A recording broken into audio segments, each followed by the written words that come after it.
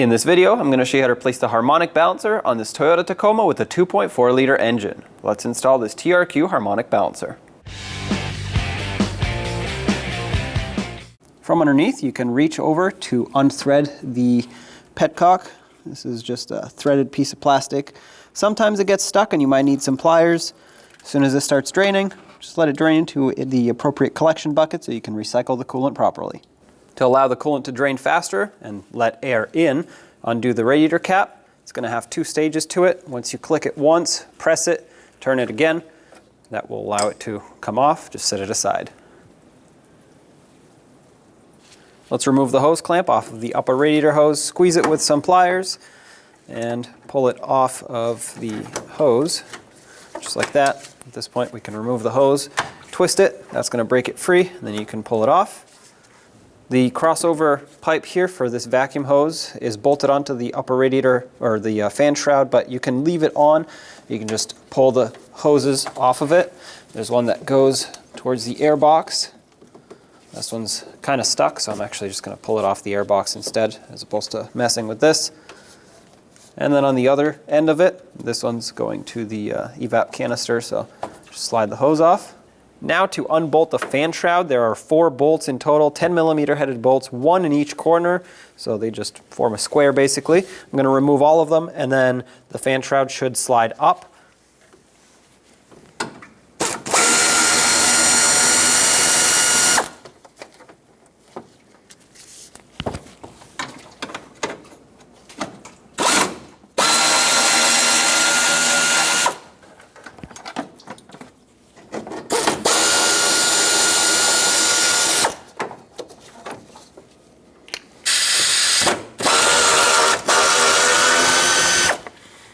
Now to pull up the fan shroud, you have to wiggle it past the fan. In my case, the lower piece of it is actually missing, but if you have a lower piece, I'll show you exactly in a second how to remove that. You just unclip it, and then you'll be able to do this.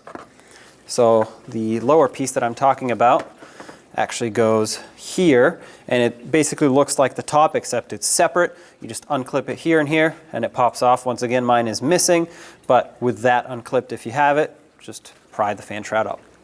To loosen up the 4 12mm mounting nuts on the fan clutch and fan blade assembly here, I'm going to stick a pry bar right between one of the bolts, or one of the mounting nuts. That's going to hold it from spinning. Actually, I'm going to spin it clockwise just a little to get it over here. Usually the belt is not enough to hold it. And once you get a wrench on there with the pry bar in place, you should be able to crack these bolts free, or the mounting nuts. Now, you don't have to remove them all the way. You just break them all free first and then remove them the rest of the way. To spin this over, you just use your wrench and kind of push it over to where you need it to hold it. There we go. They shouldn't be extremely tight. Usually they're just a little bit stuck.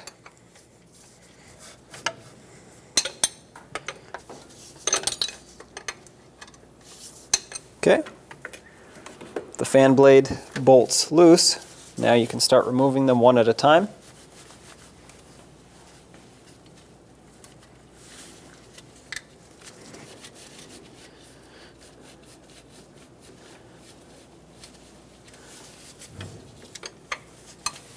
There we go.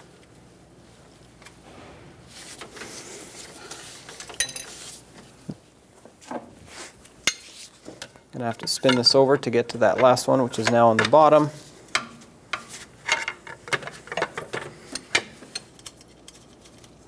Okay, got that last one off. Often these fan clutch assemblies are stuck, corroded. You can try to pry it a little bit, but be very careful where you pry. And usually I just like to give them a couple taps with a pry bar and a hammer. You can wiggle it like that up against the studs. Oh, there it goes. All right. On the power steering pump idler or tensioner pulley, you're going to want to take a 14mm wrench or socket and loosen up the center bolt that locks the position of it in. Just turn it a couple times. You don't need to remove it or anything like that. And then from the top, you have this adjuster bolt, which you're going to have to unthread. Unthreading it will pull or push the tensioner down and therefore release tension off of the belt. This is also a 14mm, by the way. As soon as you can pull that belt off, you can stop. I'm just going to remove it and get it out of my way. Underneath the truck, you'll find the AC belt tensioner right here. Just like we did on the top one, you're going to use a 14mm socket and break free the center bolt. That locks it in. Actually, this one's a mounting nut. After you turn it a few turns, you're going to come underneath and unthread the adjuster bolt. A bunch of turns. This is going to pull the tensioner up, or the pulley, and release tension off the belt.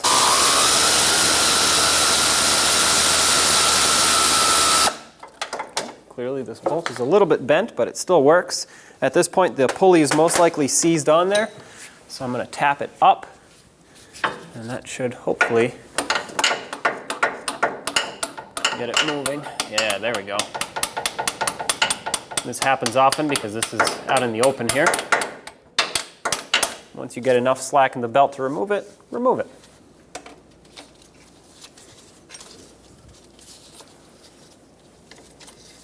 Now, instead of loosening up the alternator and pivoting it, because our belt is already loose from removing the fan assembly, I'm just going to pull this pulley off. That's going to allow me to slip the belt right off of everything. And there we go. The alternator stays exactly where it was, so when we put it together, we're going to reverse this, and the tension should be already set for the alternator belt. Inside the Harmonic balancer, you'll see 4 12mm bolts. That's because this is a 2-piece setup, other than the main crank bolt, of course. But I'm going to take the small ones off first. Use a 12mm socket and whatever tool you have that fits in there.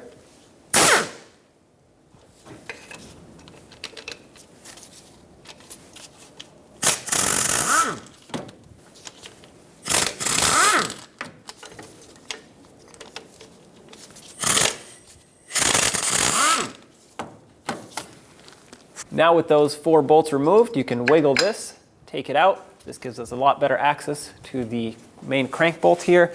This one is often very difficult to remove. It is stuck, and usually, well, you can get a little right angle impact like this. If you don't have one, you can also use a breaker bar. There's a lot of tricks out there that you can do to get this off. You can also use some heat. Try to stay away from an open flame. If you have to, you can use a torch, but what I do is I put the induction heater on the head of this bolt and heat it up for about 20-30 seconds. Let that heat soak into the bolt. It'll get into the threads, into the crank, and then you can use whatever tool you're using and hopefully more easily break this free. After this gets broken free with the air gun, or whatever tool you're using, I'm going to put it back in just a little bit, and that is so that I can have the harmonic balancer held on there in case it's loose, and I can pry this part, or this pulley, off. Be very careful when you do this. It's usually just stuck on there from rust, so I'm actually going to spray it with a little bit of rust penetrant, hoping to break it free. Give it a couple taps, but obviously make sure you don't damage it in any way.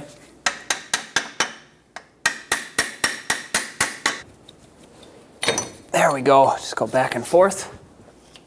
Now you can finish removing the crank bolt. And now the harmonic balancer, well, it should slide off. I think this one does. So as you can see, it just slides right off. Sometimes you may need a puller. Hopefully you don't, though. They should not be pressed on. There it is. Take a rag and clean up the crankshaft here. Make sure you don't get any debris inside. This would be a perfect time to replace your front main seal or your crank seal, whatever you want to call it. This one is in good condition, so I'm just going to wipe off the debris. There we go. Make sure you don't get anything inside, like I said. And now I'm going to take the new harmonic balancer and slide it on.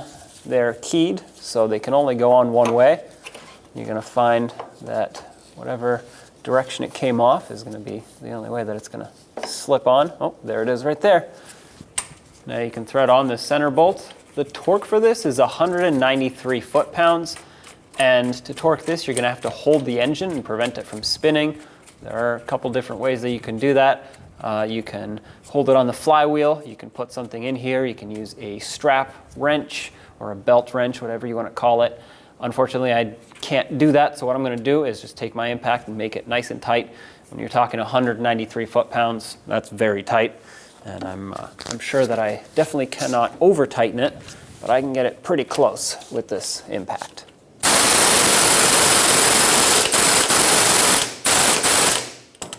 That's it. Started spinning the harmonic balancer over, so I'm going to stop right there. At this point, we can put on the other two pulleys. What I like to do, and this is just personal preference, is I like to put a little bit of anti-seize right here where the pulleys sit, so that hopefully in the future they're less likely to be stuck if they ever have to be removed. Just a thin coating. And you want to make sure you put them in the right order, so this shallower one goes on first. Line up the bolt holes. There we go. And then the deeper one goes in on top, just like that. Now we can put the 4 bolts in.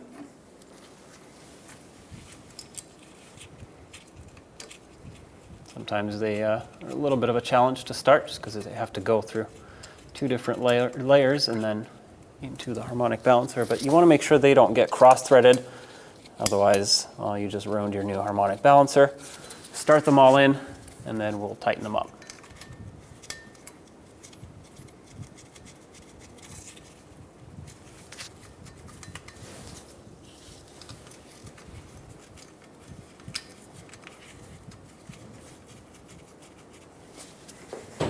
Just going to make them snug. I'm going to go in a cross pattern, that way these can seat properly.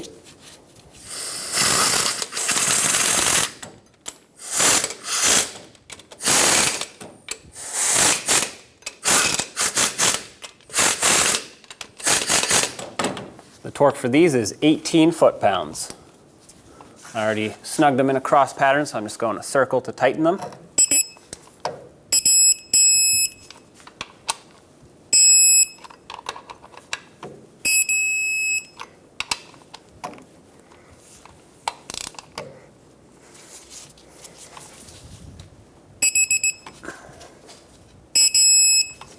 That's tight right there. Now let's put the alternator belt back on. That's the first one in the series of the 3 belts. And because I took it off with the pulley, I'm going to do the exact same thing to reinstall it. Slide that pulley over the water pump, just like that. There's no tension on the belt because that pulley's not bolted on, so we can easily slip it over everything.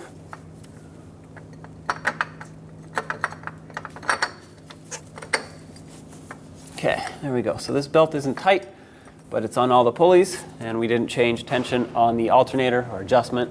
So as soon as we put the fan on, this will pull up nice and tight. For now, we'll leave it like that. Next in line is the AC belt, if you have AC, of course. Slide this on, push that tensioner up to get some slack to get it over the compressor. And at this point, once you're sure that it's on all the pulleys, let's go ahead and tension this. Take that 14mm socket, just tighten up this bolt. Once I bring it close, I'm just going to switch to doing this by hand so I can feel it out.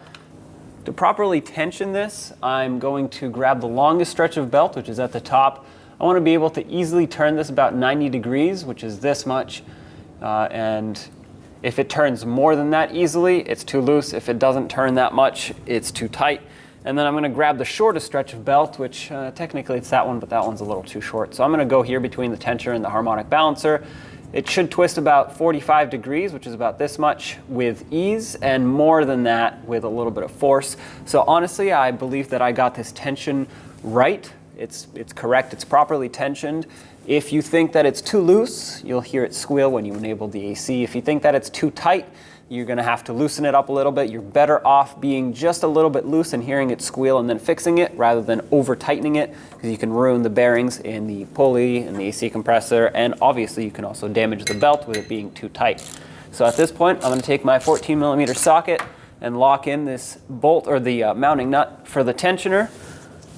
Make that nice and snug. 29 foot-pounds is the torque for the locking nut on this tensioner.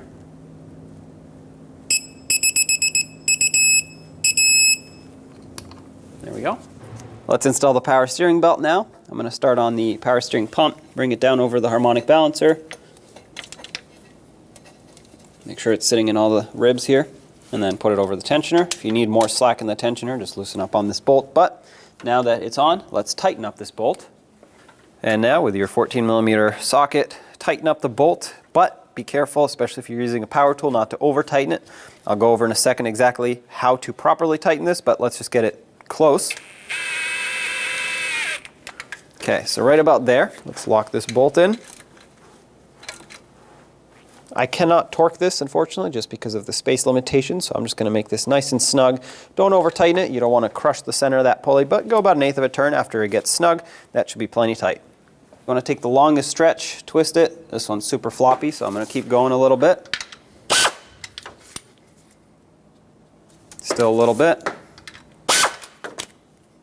That feels a lot better. I can turn it about 90 degrees easily. After that, it gets a little stiff. I'm going to check it on this side. That's about the same. The length here is similar. On the short side, I can go about 45 degrees and then it gets tough. So I would say this is properly tensioned. Now we need to lock it in by tightening this bolt clockwise. There we go. This actually moved the tensioner up a little bit and applied a little bit extra tension. And I think that it's over tensioned now. So I'm going to loosen this up and back this off a little.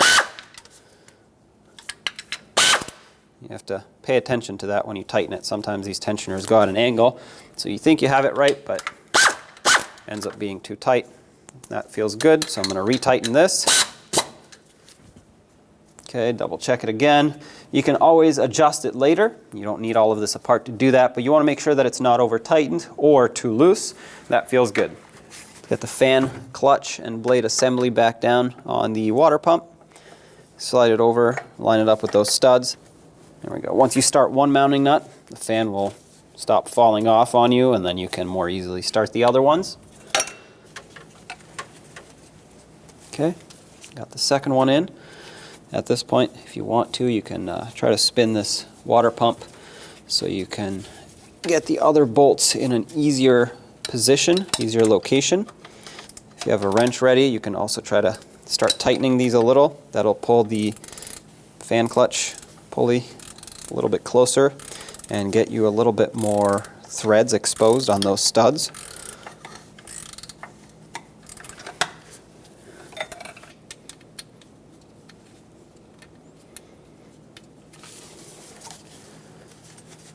All right, they're all started. I'm going to do my best snugging them up with the wrench here. There's no way I can torque these just because of their location, so I'm going to use my ratcheting wrench, get them bottomed out, and then I'll grab a longer wrench to get some better leverage and just snug them up the best I can.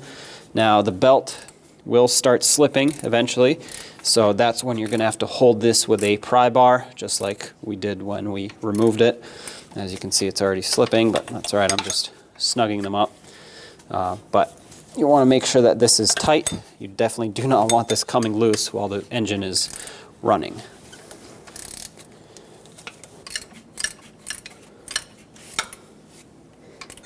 Torque for these is 16 foot-pounds. Not that I'll be able to torque it really, but I'm just going to make it as tight as I can. As soon as the fan starts spinning, or the water pump, I'm going to leave it at that. 16 foot-pounds is not a lot. I don't want to over-tighten these, but I want to make sure that they're tight enough. That's what I'm going for here.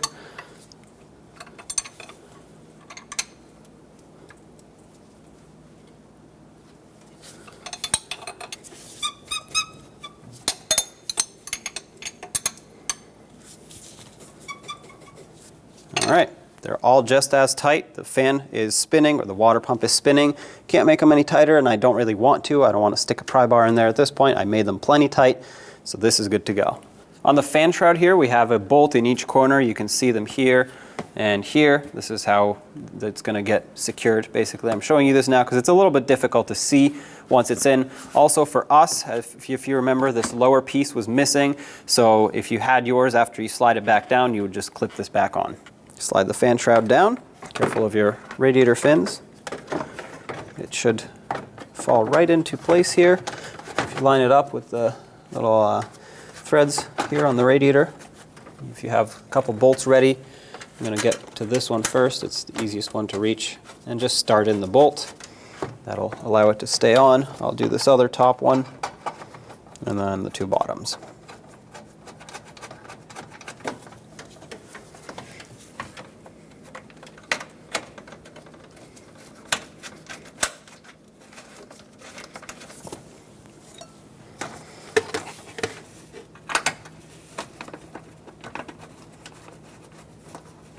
Tighten up these bolts.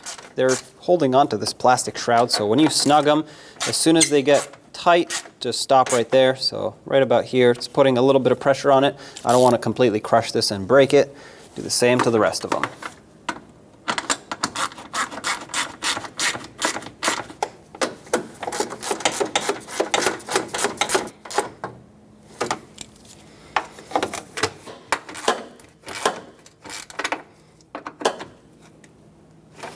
Reconnect this hose, whether you disconnected it from the air box or from the piece of from the crossover pipe here. And on the other side. If either of those are in poor condition, replace them. Reconnect the upper radiator hose. Push it in all the way. Grab the clamp and slide it right over exactly where it was. Make sure that's seated.